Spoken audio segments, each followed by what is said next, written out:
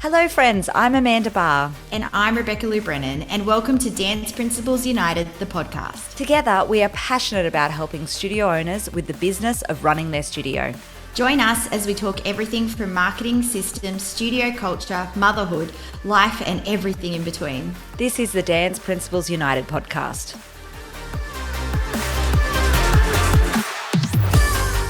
Hey friends, and welcome to another episode of the Dance Principles United podcast. How are you, my friend? I am super awesome.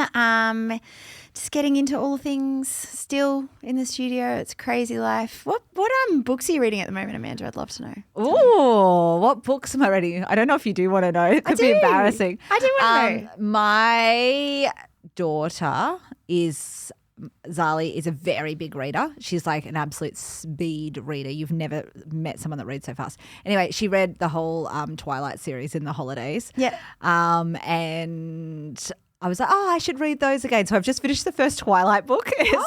Again, like obviously I read it when I was a teenager. I've read it again. It is not good in retrospect.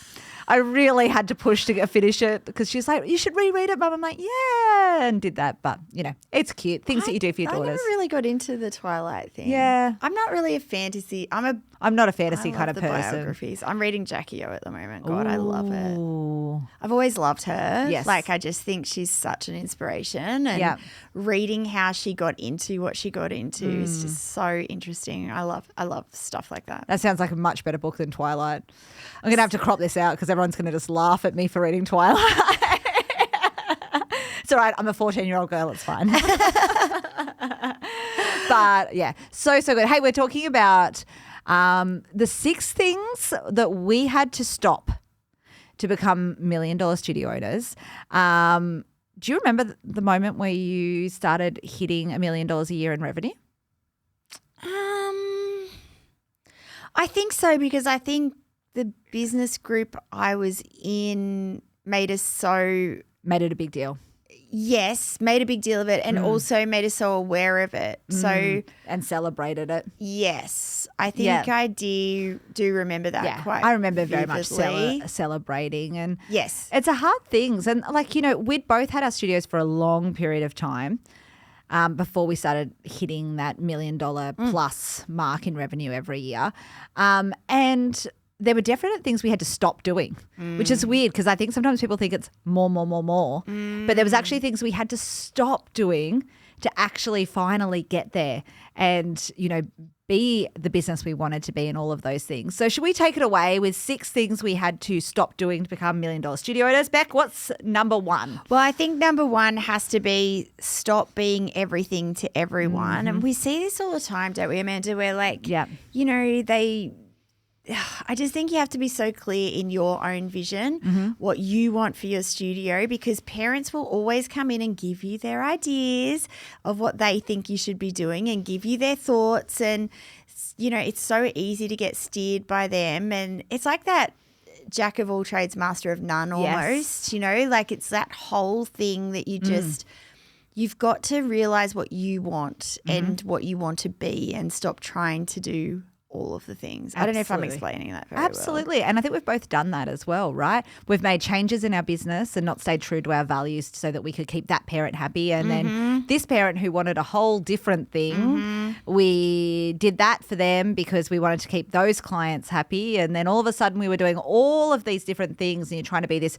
really high-end comp studio but also keeping the it was all, like really hard, right? And just trying to please everyone rather than saying for some people, hey, you know, I might be the sweetest peach, but you might not like peaches. That kind of whole, you know, saying, right? Yes, and a perfect example of that, if I can make it clear to everyone for me, would be if I took cheer on in my studio because there's a lot of my kids that love cheer and want to do cheer and my parents are constantly asking me to do cheer, but I just know it's not going to work and it's not something that I want to do. Because you're not passionate about it. Well, and it's not even that. It's that I just don't think it's what I'm about, you know? And so for me, then I've got to say if someone really wants to get serious about cheer, I have to be brave enough to say to them, then you need to go to Excite down the road who does cheer because I'm not the studio for you. Yes. So that's the other thing I think with that trying not to be everything to everyone is to then be brave enough to say, then you have to leave if that's what you want, because I'm not going to provide that for you. I'm not just going to all of a sudden go, oh, yeah, okay. But I used to do that. Yes. I used to go, yeah, let's do cheer. You know what I mean? Like, and now I'm a bit more savvy. I think that's how, a lot of people would be like, well, wouldn't you be making more money if you do cheer? The answer is no. When you're trying to do all things, you don't do anything well. And rather than, you add the class for that person that wants to do that style, and then, those parents want the extra ballet class a week, so we're going to add, an extra ballet class a week, and we're going to do this new style. And, but you get so distracted by trying to please all these people that you're not focusing on what you're great at and doing what you do and what you want your business to be about really, really well. And exactly what you said, what your end game is for your students as well. I think sometimes, like for me, I know where we want to take our students, what full times we want them to go to. And I know not everyone's got an elite school, but cheer's just not where it's at for that. For absolutely. me. For you, absolutely. So stop trying to be everything to everyone. Yep. Absolutely. Shall I do number 2? Yes. Okay. So number 2 is stop thinking that word of mouth alone is going to grow your studio. Word of mouth and a couple of, good Instagram posts and organic stuff, it is not enough to grow your studio to 7 figures, to that $1 million mark.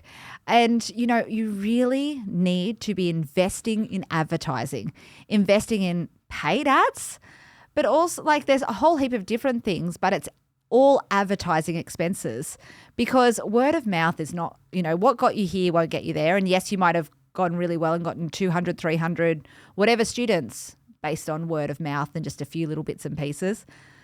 But at some point that drops off and that doesn't continue forever. And if you want to really push higher, you've got to do more than word of mouth advertising. I think it's dropped off in our society. I'm just sitting here thinking about Europe, and we were in this really rural town in Italy. Yes. And in the rural town, it is so different to here.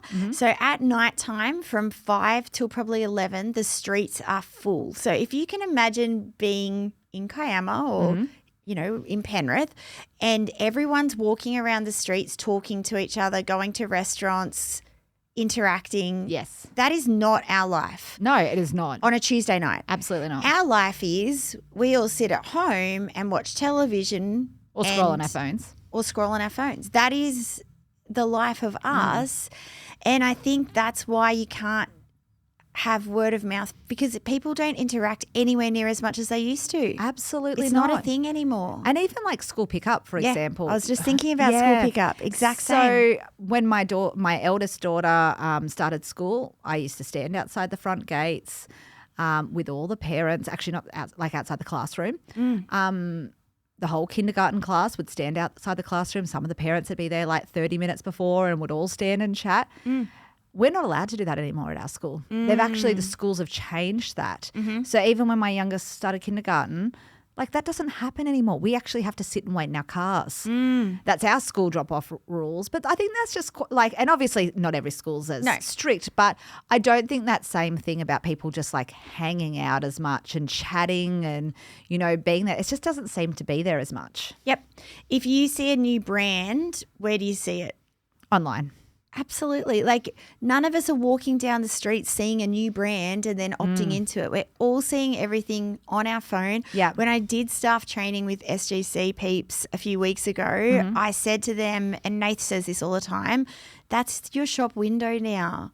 People aren't walking around the shops anymore looking at windows and opting into a brand. The phone is the shop window. Yes, absolutely. And that word of mouth thing we were talking about, for a period of time online even, there was still that word of mouth marketing. People would, share someone else's stories, for example, and go, oh, I love dancing at Pause, and share that. That doesn't happen very often unless specifically planned and asked and incentivized. I only tell people about, I don't know, I feel like I want to, it sounds awful, but I feel like so many people are like that. We generally talk about bad experiences. Yes. not about our good experiences. A lot of people don't share the good experiences with each other. Yep.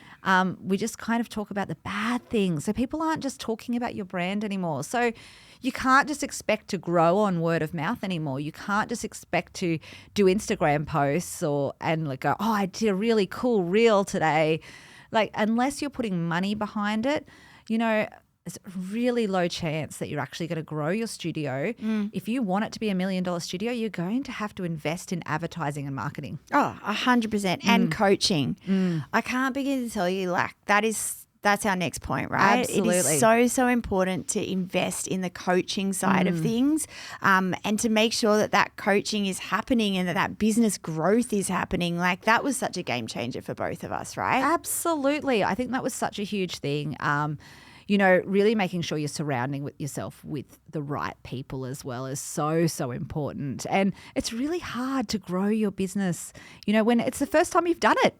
I think that's the big thing, right? Like, you know, it's funny, just off topic. I was talking to my 10-year-old Gigi yesterday, and I was like, hey, babe, this is my first time being a mum. I'm learning how to be a mum. Just like you're learning how to be a kid. I'm sometimes going to get it wrong. Yep. You know what? It's the same as a business owner. Most studio owners, it's your first time being a business owner. It's your first time doing this. So, like, of course you're going to make mistakes. If you want to be better, you have to learn from people who have done it before. You have to surround yourself with people that have done it before. I think that's so important. But it blows my mind that people don't appreciate how important coaching is, because we'd never not learn more about teaching dance or expect that our, you know, advanced students in ballet have done all the learnings they could possibly do. Yeah, and like we constantly need to upskill and learn new things about that side of things. Why aren't we upskilling and learning new things about business? And we know that every great business owner out there is doing coaching. There's no one great in business or even good in business that aren't doing some sort of coaching to learn how to do their business. And I know that was the biggest game changer for me. I know it was the biggest game changer for you. It's definitely one of those things that took us there, right? Absolutely. Yeah, absolutely. totally. Should we jump on to the next point? Yes. Stop letting the small shit get to you. Get it out of your head and get on with it, right? Absolutely. Like, sweating the small shit, I think that's something that so many of us do. Like, we've all had that moment where it's, you know, oh, that parent emailed me, and we sit and we dwell on it. And, you know, there was the complaint email and we sat and we dwelled on it, and, you know, and then we taught that night, we went home, we thought about it some more, and the next morning we're like, oh, what are we going to write? And I started writing a reply. But, you know, like, we've all had this story play out, right? Yes. And sweating the small stuff is taking you away from doing the stuff that actually matters. Yep. And it's very hard to grow your business if you're spending all this time sweating the small stuff. Because it takes up so much time. And headspace. And it's taken me a long time to get to this point, but I'll give you a perfect example, okay? I was teaching on Monday night. Yes. And a parent Facebook messaged me about 7:30 at night and said, hey, Beck, can I chat, please? Now, straight away, of course, I know that something's gone wrong and that parent needs to talk. So normally, the old Beck would have dwelled on that, thought about it, possibly left that for 2 days, gone over and over things in my head. What could it be? Yeah, checked with all your teachers, asked everybody, like, yeah. Not anymore. So now I just pick up the phone, talk to them straight away. One, it diffuses them, I feel. Two, it allows you the opportunity to see the problem and fix it. And the problem is fixed straight away. Yes. And that could have turned into something so big. And did I want to call them? No. Absolutely not. I did not want to call them. I did not want to have to deal with that confrontation. But I've taught myself to deal with things straight away and not be hot-headed. That's the other thing. Like, if you know, because they're going to complain about something, and they did complain. Yep. And I have to see it from their perspective. You know, they've had an upset child go home. Absolutely. And so I can't be defensive. I have to see it from them and go, yep, totally see that. Yeah, here's what we're going to do. Yeah, or whatever it Absolutely. Might be. And I think if you are one of those studio owners that sit on it for 2 days, you know, the next day that could have been, you know, it could have taken away from the marketing efforts you were doing, you know, what you were doing to build a new program, like whatever it was, it's taking you away from doing so much more productive things. And when you sweat the small stuff, like the headspace that takes, whereas if you can just clear it out, just do it and get on with it, and move on. Because we all know what it's like to sort of sit there and have that computer open but be thinking about something else and like worrying about, the parents. Exhausting. It's exhausting and we don't get anything done. You're not productive at that time, right? Yeah, it's so exhausting. What about stop playing small? It's a big one, right? Who's ever used the word, I'm just a dance teacher or I'm just a studio owner? I feel like so many of us play small and we think that our business is less than. It's not a real job. We've all had someone say to us, Yes. "Oh, what else do you do? What else do you do? Yes. What's your real job?" Like we've all had that situation. What are you going to do when you grow up? Like, you know what I mean? That kind of thing. What else, and I feel like we all carry that a little bit. And, I feel like sometimes you carry it as a bit of a scar, whatever, a wound, whatever that is. And sometimes that keeps us playing small. We don't think bigger. We're like, oh, I'm just a studio. I could never make really good money. I'm just a dance teacher. I could never make really good money. I'm just a dance teacher. I don't understand, that Facebook advertising. I don't understand, budgeting or balance sheets, and I don't understand these things. And you play small and you keep yourself small. You don't go, hey, you know what? I'm running an incredible business. I'm ready to absolutely smash this, because it's those stories. You tell yourself those stories and those stories play out in real life, right? Yeah. I don't know if you remember a retreat that we were both at, a business retreat, and a speaker got up and said, think big as if nobody ever said no to you. Do you remember that? That was such a defining moment to me. And obviously there was a lot more to that talk. But I think the reason that I love reading biographies, I'm going back to Jackie O, for example, is she was just a normal kid that grew up in a normal, medium household. And just anyone can make success out of life and out of their business. And she just didn't think small. Yes. And she took the risks and off she went, and she took the opportunities when they were presented to her. And I think that's why I love reading that stuff, because I feel like, and we're the same, like we both grew up in a normal dance studio and had normal lives. And, it's just that we've taken extra steps and not played small. Not played small, absolutely. And that's all it is. Absolutely. And anyone can achieve it. Absolutely. So stop telling yourself you're just a dance teacher, or you could never earn more than $100,000 a year, or you could, we've all had those internal thoughts. And I think that if you're playing small and acting small, then that's keeping you small. I think this is why I love working with studio owners every day like we do, because we often start with them being like that, and them not thinking that they could ever achieve 600 kids like I've got at the studio, right? Perfect example. And I know, I'm going to bring up Robin from Prodigy, who I think when we started working with her had maybe 150 kids max. She just hit 700. Yeah, incredible. And I know when we first started working with her, she never would have thought that she could have achieved that. And then now she's just killing it. Absolutely. But we see that all the time. She plays big now, but I think she's been given that belief as well. And, we coach a lot on that. Yes. That you can achieve it. And Absolutely. we're seeing so many of them do that now. I think that's one of the things I just love most is seeing that they can – you can achieve this, guys. If you're listening to this right now, if I can do it, any of you can do it. Absolutely, absolutely. I think that's so exciting that there's that possibility. I feel like sometimes people just put themselves in a box and go, hey, I'm never going to get over 200 students, or I'm never going to be able to afford a big studio like that, or that studio owner can only do that because of X, Y, and Z, or I'm never going to be able to afford a car like that. Wouldn't that be amazing if I could afford a car? Yes, you can. Make it happen. Believe in yourself and do the work to get there. Yes, and stop the limiting beliefs. I remember this was ages ago that one of my ballet teachers was teaching at a school down the road as well, I think, and they were like, oh, yeah, that pause, she's got all the preschoolers in the area. And I've heard studio owners say that, oh, no, we can't get preschoolers because, the other studio down the road has 200 preschoolers at their school. And I'm like, have you ever looked up how many preschoolers are in Penrith, for example? Yes. It is an astronomical amount. Just because you got 300, you do not have all of them. I would say there would be about 50 preschools at least within a 5 to 10 minute drive of my studio. Absolutely. I don't have all the preschoolers, guys. Like, there's plenty to go around. Absolutely. There's plenty of kids to go around. So don't use that as your limiting belief either. I love that. Such a good point. Such a good point. All right. The next one, stop neglecting your younger students and your newer students. And I think this, we spoke about in our last podcast, the ego-driven thing, right?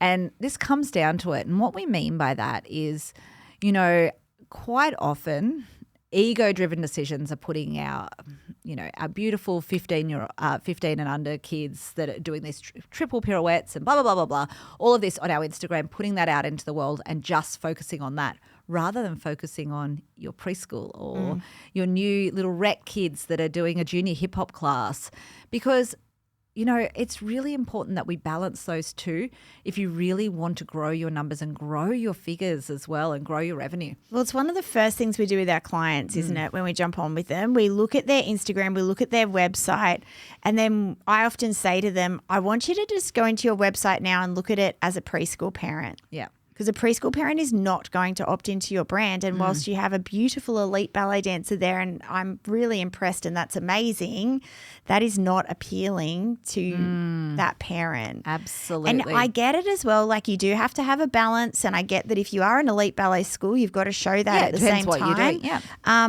But you've got to show all of those things. And, you've got, like, if you look at the Pause Instagram, you'll see every third post is preschool. Absolutely. Without fail. There is no negotiation on that. We still put our seniors up there and we put, some other stuff up there, but every third post is preschool because we always want those preschool to parents to come in so that you grow from the bottom up. Yeah, it's that interesting thing. Like, BB just won World Dancer of the Year. And tell me about past Beck. If you'd had a student that had done that in the past, what would have happened on your, not that Instagram was around then, but, what would have happened on your Instagram? What would have happened? Like, would there have been a photo? Would have been all about it, right? Oh, yeah, all about it. But past Beck wouldn't have had any preschool on her Instagram ever anyway. Yes, that's what I'm saying. Like, it would have just been so many photos of that child doing, with the crowns, with the tiaras, doing the leg mounts, snippets of the dance. Is that right? Like full, blown routines. I presume it would have been on the website. It would have been all of the places. Yeah. And now for sure you celebrated her on your Instagram. But yes. But I think it was one post. Yeah. But it wasn't what your whole studio has become about. Definitely not. Because now that we have to just stop neglecting those preschoolers, because the preschool parents, they want to see that. Yeah, great. But they don't want it to be all about that. No. And I also think when you make it all about that, you're just trying to get kids from other studios. And that's if you get 2 or 3 kids from another studio a year, I think that's a lot even to get.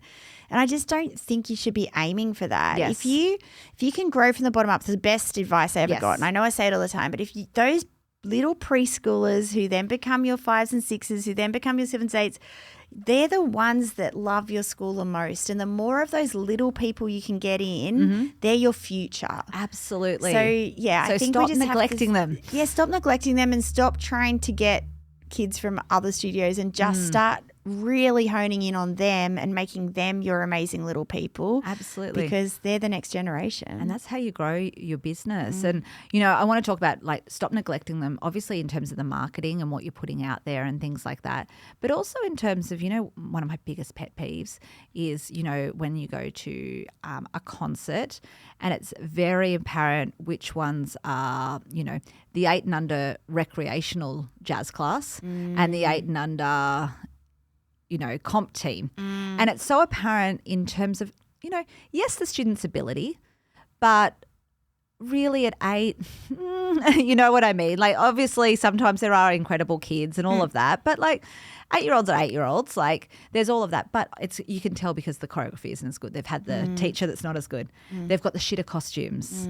No one's cut their music properly. Do you know what I mean? It's like a side thought at their concert rather than making, them actually look incredible by giving them a really high level teacher who's going to do really great things with these kids. and make it really important and special for them, because then they grow into more, right? And being smart about celebrating that stuff on your Instagram, like not always celebrating the trophy winner or the kid that gets the crazy back tuck, but maybe the child that gets the cartwheel. You know, because that is probably more appealing to the majority of parents coming into your school anyway. They're never going to think their child could do a back tuck, but their child is probably trying very hard to get a cartwheel. Absolutely. I love that one. I think that's a really important thing you've got to stop doing. What's our next tip, Miss Beck? Well, I think the last one is stop thinking you don't need help. And we kind of went into that with the whole, you know, business coaching and all that sort of stuff. Yeah, absolutely. But it's I can't begin to tell you what a game changer it is to invest into coaching. And, you know, we still invest in coaching. And I know we're coaches telling you to invest in coaching, and you probably think, they're just trying to get us to invest. But the thing is, like, it honestly is such a game changer. And as I said before, you wouldn't not invest. If you're an elite ballet studio, you're going to be investing in all the latest techniques of ballet, right? But you're a business owner. You need to be investing in all the latest techniques in business. Absolutely. You know, AI is such a game changer. We are talking to our people about it all the time. I know you just did some incredible stuff with our tribe members on AI. Absolutely. You're so amazing at it. I cannot wait for what I've got in store for a treat. I'm beyond excited to share it. Yeah. So things like that, guys, like you just don't realize what a difference that in itself is going to make in you getting time and getting systems in and doing all of that stuff. And it's, you know, it was such a game changer for me. I don't think I would still have the studio today if I hadn't invested in business coaching. Absolutely. And when I did it, it was a massive investment for me. I think I was investing back then $500 a week, and that was huge for me. Yes. I wasn't paying myself properly. I was a single mum at the time, and investing $500 a week was a lot of money, but I was at the point of no return. It was that or lose the studio. And God, I'm grateful I did, because I wouldn't be here now. Absolutely. And I wouldn't know the things I know and be able to help other people with that now. Yeah. I love that story so much. And I think, to me, it's also about surrounding yourself with the right people, right? And being pushed. It's not just about the systems you learn and all of those things, but the community that you build and the people who are checking in on you, and holding you accountable. You know, go, hey, have you done that? You said you were going to do that. How's that going? Because that makes us better. Every single time it strives us to be better. I think that's so important. And I think, you know, all of those things, like if you can really stop doing some of those things and stop, you know, overthinking things and all of that, that will really help you grow to be a $1 million studio owner. Yep, absolutely. If there's something that really resonated with you today, we always love hearing from you guys. So drop us a DM. And if you would like more support from us, drop us a DM. We'll let you know how we can do that. We hope you enjoyed this episode of the Dance Principles United podcast. If you'd love to learn more from us, we have a special offer just for our podcast listeners. Go to the link in the show notes right now to get 2 weeks free in Dance Principles United Tribe. We would love to see you there.